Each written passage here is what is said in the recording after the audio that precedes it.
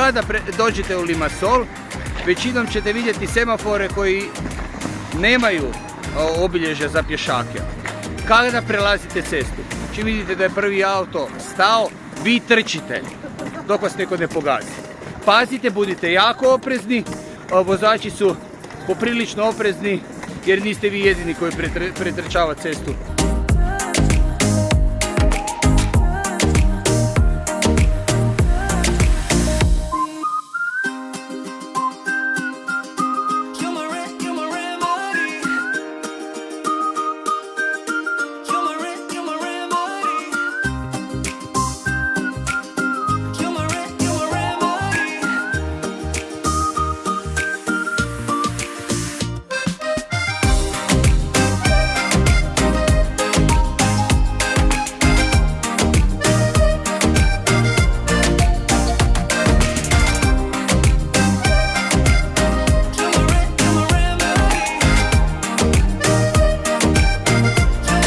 Drugu godinu za redom doletili smo na Cipar kako bi predstavili međunarodno gastro natjecanje osoba s invaliditetom Cupid Spoon.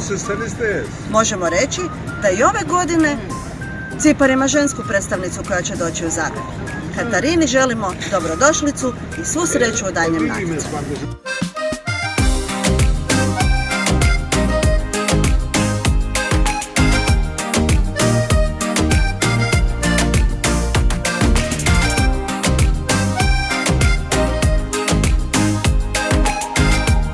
Na Cipar smo krenuli, nismo imali lokaciju, nismo imali natjecatelje, na kraju smo uspjeli odraditi natjecanje i ono što je najljepše od svega, uspjeli smo naći i dobre partnere. Budući naši partneri nalaze se u Limassolu. Stoga pratite i dalje Cupid Spoon, jer sljedeće godine vidimo se ponovo u Limassolu.